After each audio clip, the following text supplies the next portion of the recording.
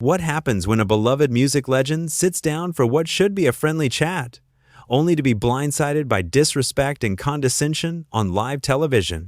In just 34 seconds, one host's shocking comment would turn a simple interview into an explosive confrontation that ended with cameras still rolling and a guest storming off the set. Cliff Richard walked onto the Loose Women set that morning, expecting the usual warmth.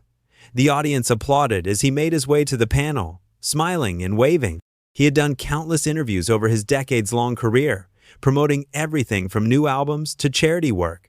This was supposed to be easy, pleasant, just another stop on his press tour. But from the moment he sat down, something felt different. Denise Welch, sitting at the center of the panel, gave him a smile that didn't quite reach her eyes. The other panelists seemed friendly enough, but there was an energy coming from Denise that put him on edge. Still, Cliff remained professional.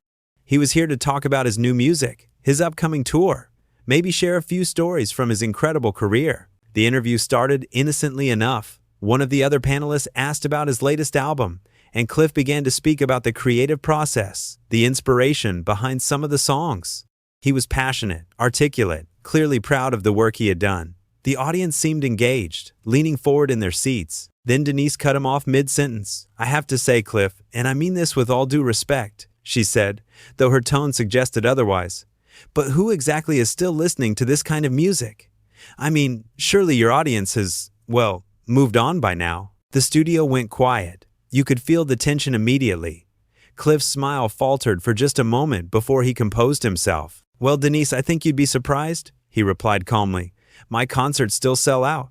People of all ages come to enjoy the music. Just because something isn't current doesn't mean it lacks value." "Oh, I'm sure there are still some fans out there," Denise continued, waving her hand dismissively. "I just wonder if you've considered that maybe, just maybe, it's time to accept that your moment is past. Nothing wrong with that. We all get old." The other panelists shifted uncomfortably. One of them tried to jump in, to steer the conversation back to safer ground. But Denise wasn't finished. Cliff's expression hardened. "I'm not sure what you're trying to accomplish here, Denise, but I've been in this industry longer than you've been alive. I've earned my place, and I don't need to justify my relevance to you or anyone else." "Ooh, touchy," Denise said with a laugh that sounded forced. "I'm just asking questions, Cliff. Isn't that what we do on this show? Or are you too much of a legend to handle a bit of honest conversation?" "Honest conversation is one thing," Cliff said, his voice steady but firm. "What you're doing is something else entirely. You're being disrespectful, and frankly, I don't understand why." Denise leaned back in her chair, crossing her arms. "Disrespectful? I'm just being real. Maybe that's something you're not used to. Maybe everyone around you just tells you what you want to hear." Another panelist tried again to intervene. "Denise, I think maybe we should—" "No, let him answer," Denise interrupted. "Cliff clearly has something to say." Cliff took a breath, visibly trying to maintain his composure. "I came here to talk about my music, my tour, things I thought your audience might actually be interested in. Instead, you've decided to use this time to take shots at me for no reason I can discern. What exactly have I done to deserve this treatment?" "Nothing personal, Cliff," Denise said with a shrug. "I just think someone needs to be honest with you. You're clinging to a past that's long gone. It's a bit sad, really." The audience gasped. Even the other panelists looked shocked. This had gone too far, and everyone in the studio knew it. Cliff stood up slowly, removing his microphone. His face was calm, but his eyes were cold. "You know what, Denise? I've dealt with critics before. I've dealt with people who didn't like my music, who didn't think I deserved success. But I've never, in all my years, been treated with such blatant rudeness by someone who's supposed to be conducting a professional interview." "Oh, come on, don't be so dramatic," Denise said, though she looked less confident now. "Sit back down. We're just having a conversation." "No," Cliff said firmly. "We're not. A conversation requires mutual respect, and you've made it clear you have none for me. I don't know if you're trying to create a moment for ratings, or if this is just who you are, but I won't sit here and be your punching bag." Denise's face flushed. "You can't just leave. We're in the middle of a show." "Watch me," Cliff replied. One of the producers rushed forward, trying to salvage the situation. "Cliff, please, let's just take a breath here. Maybe we can—" "I appreciate that," Cliff said to the producer, his tone softening slightly. "But I think it's best if I go. This clearly isn't working." Denise stood up now too, her voice rising. "You know what your problem is, Cliff? You can't handle someone who doesn't worship the ground you walk on. You're so used to being treated like royalty that the second someone questions you, you fall apart. That's not what this is, Cliff said, turning back to face her. I can handle criticism. I can handle tough questions. What I can't handle, and what I won't tolerate, is being disrespected for your entertainment. You've been condescending and rude from the moment I sat down, and I'm not going to pretend that's acceptable. The other panelists were silent now, clearly unsure how to proceed. The cameras kept rolling, capturing every moment of the unfolding disaster. Maybe you should look in the mirror, Denise shot back. Maybe you should ask yourself why you're so defensive. Could it be because you know I'm right? That your time has passed? Cliff shook his head, a sad smile crossing his face. You really don't get it, do you? This isn't about my career or my relevance. This is about basic human decency, something you seem to be lacking. How dare you, Denise said, her voice shaking with anger now. I've been nothing but honest with you. Honesty without kindness is cruelty, Cliff replied. And that's all you've shown me today, cruelty disguised as honesty. Another panelist finally found her voice. Cliff, we're so sorry about this. This isn't how we wanted this to go. I know, Cliff said gently, and I appreciate that. But I think it's time for me to leave. Denise wasn't done. Fine, run away. Prove my point. Show everyone that you can't handle the real world. Cliff stopped at the edge of the set and turned back one final time. Denise, I've handled the real world for over 60 years. I've dealt with real criticism, real challenges, real adversity. What I won't handle is manufactured drama from someone desperate for attention. There's a difference, and I think deep down, you know that. Get out then, Denise snapped. We don't need you here. Clearly, Cliff said quietly. And with that, he walked off the set. The studio descended into chaos. The other panelists tried to continue the show, stammering through transitions and looking anywhere but at Denise. The audience sat in stunned silence. Denise herself seemed frozen, as if only now realizing the magnitude of what had just happened. In the control room, producers scrambled. They had a show to finish, commercial breaks to fill, damage control to plan, but the moment was already out there, captured on camera, witnessed by everyone watching. Back on set, one of the panelists tried to address what had just occurred. Well, that was, certainly unexpected. We obviously didn't want things to go that way. Denise said nothing. For the first time since the interview began, she looked uncertain. The bravado was gone, replaced by something that might have been embarrassment or maybe just shock. I think we should take a break, another panelist suggested, looking to the producers for guidance. But there was no break. The show had to go on. They stumbled through the remaining segments, nobody's heart really in it. The energy in the studio had completely changed. What should have been a fun, lighthearted show had become something else entirely. Something uncomfortable and ugly. Throughout it all, Denise remained quiet. She had wanted to make waves, to create a moment, to be bold and unfiltered. But this wasn't the moment she had imagined. This was something worse, something that made her look small rather than brave, petty rather than honest. In the green room, Cliff collected his things. A production assistant apologized profusely, offering him water, asking if there was anything they could do. He was gracious with them, understanding it wasn't their fault. But he was also firm in his decision. He wouldn't be coming back out. Is there anything you want us to tell them? The assistant asked nervously. Just that I wish them well, Cliff said. All of them, even Denise. I hope she figures out whatever is driving that behavior. The assistant looked surprised by his kindness, but Cliff just smiled.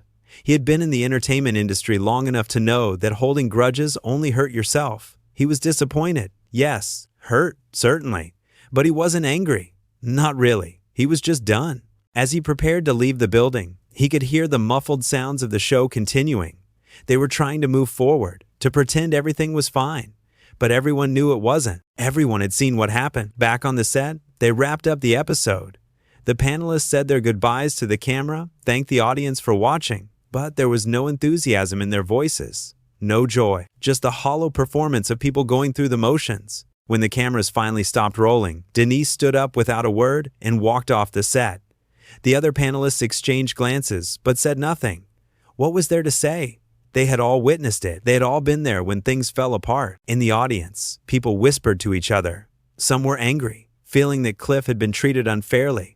Others were confused about what they had just witnessed. A few defended Denise, saying she was just doing her job, asking hard questions.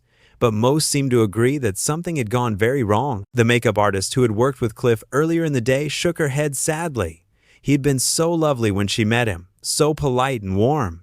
She had been excited to see his interview. Now she just felt terrible about what had transpired. One of the camera operators, a veteran of television production, muttered to his colleague, "In 20 years of doing this job, I've never seen anything quite like that." His colleague nodded in agreement. That was brutal, completely unnecessary. They weren't alone in that assessment.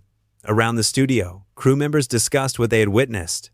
Most sided with Cliff, feeling he had been ambushed and disrespected. A few tried to see Denise's perspective, but even they had to admit she had crossed a line. The show's producers gathered in a conference room to discuss what had just happened. They faced a dilemma. On one hand, this would certainly get people talking. Controversy meant attention, and attention meant ratings. On the other hand, this wasn't the kind of publicity they necessarily wanted.